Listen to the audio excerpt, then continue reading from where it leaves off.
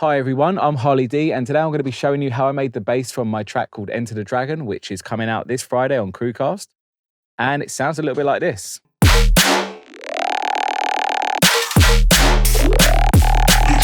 And like this. Okay, so let's get straight into it then. Okay, so I'm just going to give the track a quick play. Enter the Dragon.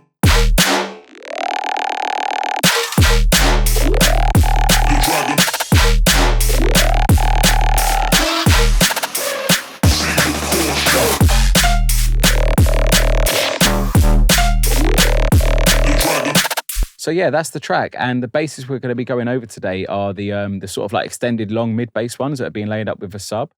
So yeah, there's two elements to it that have all been made in Serum, and what I'm going to do is leave all the patches on my Patreon, and you can also head over there for a full track breakdown of this track.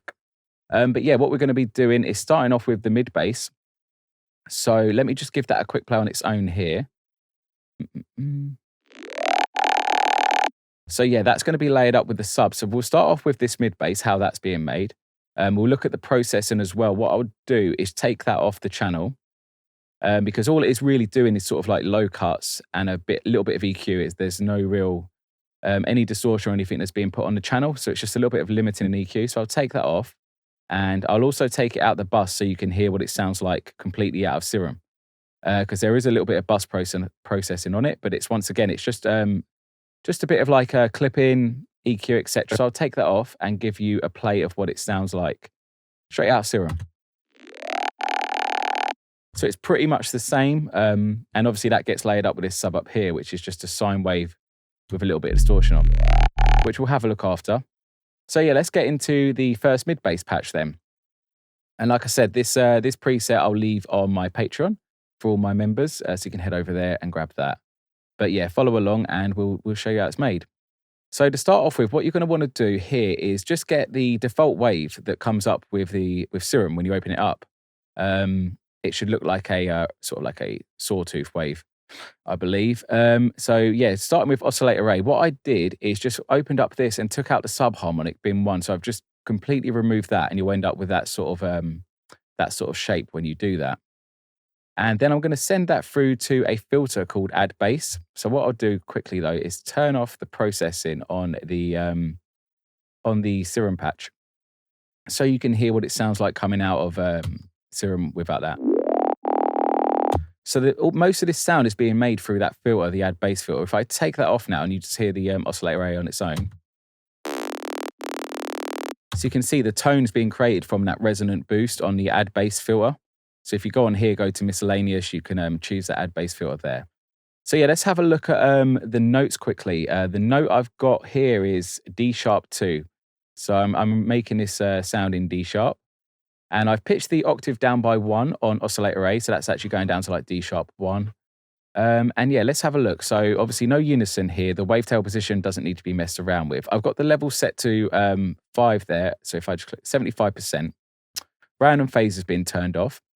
And the first thing we should be doing here is setting an LFO to the semitones. So I've used LFO4 for this. It's on trigger mode over 2 bars. And if we go to the global, the matrix, we can see that I've set it to this sort of type, and it's going down by 62. Now what that's going to do is, if I just bypass this here, bypass all destinations. Now if I put that back on, it's going to create the movement that's sort of like the frequencies moving about, wobbling around. See, it's creating that sort of atonal sort of aspect to it. And obviously, as you can see, like there is like, it's just, the shape is just like it pitching in. So it moves up just slowly as it comes in. Whereas if I turn it off, it's a bit more bland. It sounds too pure. So yeah, how that's working sound really works for the sound. So let's put that back on. And obviously you can see there's the shape that I've created there. It's over 2 bars. Anchor mode, BPM mode on. You can see all the things there. So let's have a look at this filter now. So I've got the cutoff set to 40 hertz. And the thing with this sound is it's all about how it's kind of like shaping in. So LFO2 is actually going to be on the cutoff and moving like sort of like enveloping how the cutoff comes in. So it starts at 40 hertz and it'll be going up if we go on to the matrix here, it goes up by 49, as you can see there. And the resonance, which is another key part to this, is set to 86. Same as the drive is set to 32. And I'm pretty sure mix is just 100 pan and through, not being touched, I don't believe. Oh, yeah, 0% on that. So that's how that's being created, that sound essentially. And then what I'm doing is just using oscillator B. I don't really think this makes too much of a difference to the sound, but I've got FM from B. I've got this just a sine wave, no unison, random phase off. I'm not really using that. Levels right down, 7 semitones up, 1 octave up, and I've just set the FM from B at 13%. So like you can see, there's not really too much. It doesn't really do too much to the sound there, whereas if we went up a bit, you might notice it. You know, you can get some cool variations with it like that. But yeah, that's pretty much everything on the oscillators here and the filter. So what I'm going to do now is go into the effects section, and I'm going to start how I'd normally process this with the multiband compressor. So that really brings the top end out and sort of brings the whole frequency bands together, squashes it together a bit more. And I've just put an EQ on it, and I'm just removing. So I've turned the gain down by all the way 24 dB, Q set to 84, and the frequency is at 88. I'm just removing like a bit of build up in that frequency area essentially, and boosting the top end. So I'm boosting the top end by like 3.6 dB at 1.120 hertz, 1,120 hertz. The Q set at 56 there. So yeah, that'll just boost up the frequencies and clean that low band up. And yeah, here's another thing that I'm doing with LFO3 here is that I'm putting it on the gain of the high band and shaping it to go up like once again over a bar. Envelope mode's on, BPM anchor mode on. And that starts obviously from 3.6. And if we go to the matrix here, you'll see it's going up by 34 in the matrix. So that pushes up that top end more as it slides in again.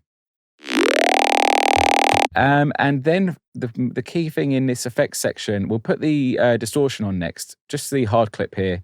So this is basically just clipping it off. So as you can see now, it's got quieter again because that's clipping it, keeping it above 0 dB, below 0 dB. And the main thing to this sound here is going to be the ring mod. So if we have a little listen to what this does, I've got the cutoff set to 8 hertz, so right at the bottom. That's going to be how you get this sort of like modulation.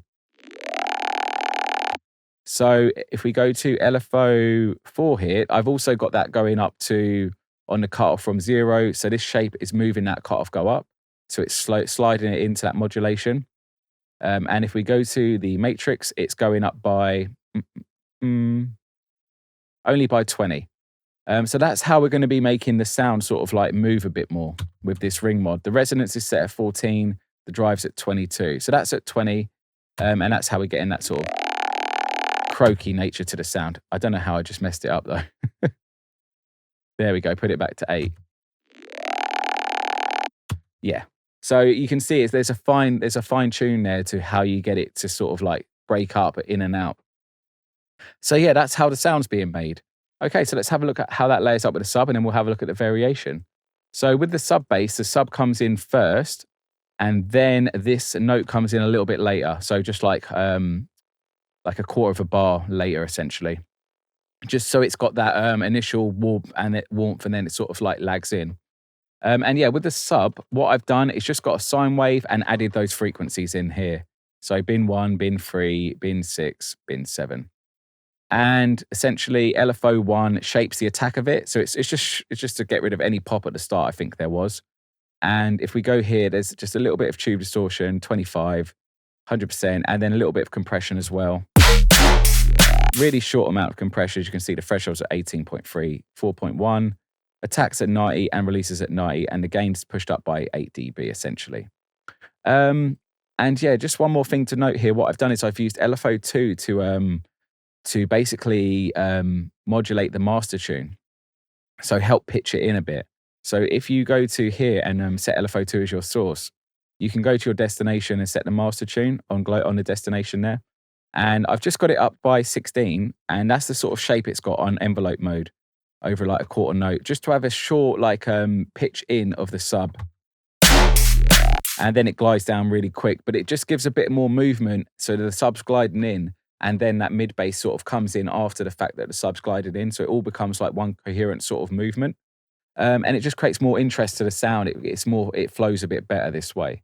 So that's how the sub's made. And in terms of the post-processing, we'll have a look at the sub post-processing. As you can see, I've just dipped a bit of 120 hertz out, just because that frequency was a little bit too high. And now if I go over to the main bass that we just had a look at, I will show you what I've done. I've done a low cut here, boosted up some key frequencies, about 3 dB. So you can see, look, there's where it's resonating. So I'm pushing up that frequency by like 3 dB.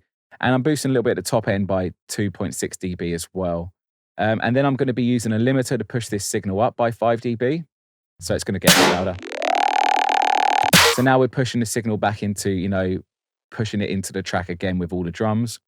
And then after that, these are like mix EQs. I've just decided there was a little bit too much stereo information in the mid bands.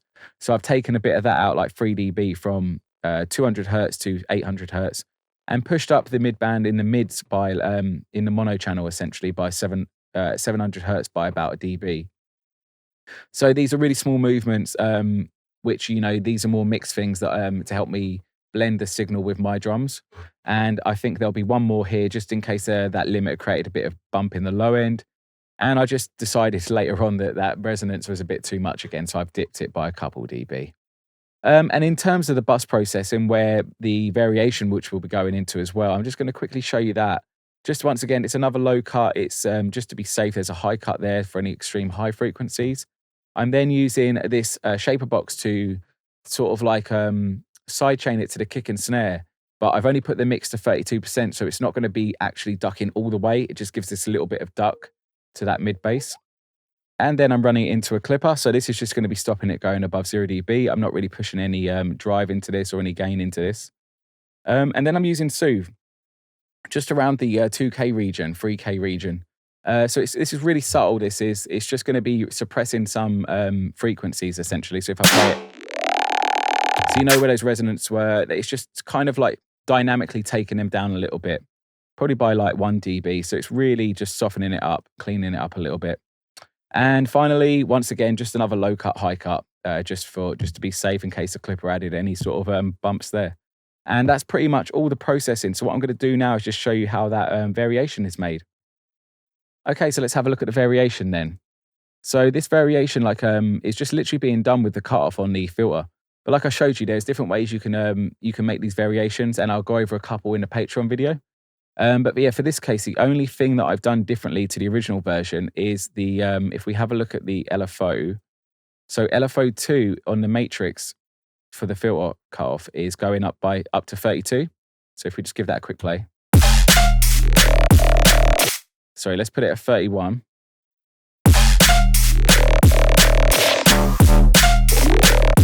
So yeah, that's what the variation sounds like. And if we have a look at the filter cutoff, what it was going up to on the original, it's going up to 49. So yeah, just by moving that where the resonance is being driven into the multi-band compressor, etc., ring modulation, gives us that different variation.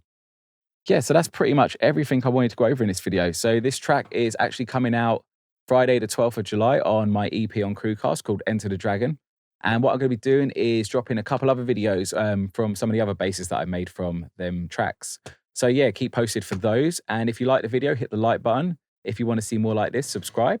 And if you want to support me, head over to Patreon. There's loads of exclusive tracks. There's a track breakdown of this track and loads of sample packs, exclusive tracks, etc.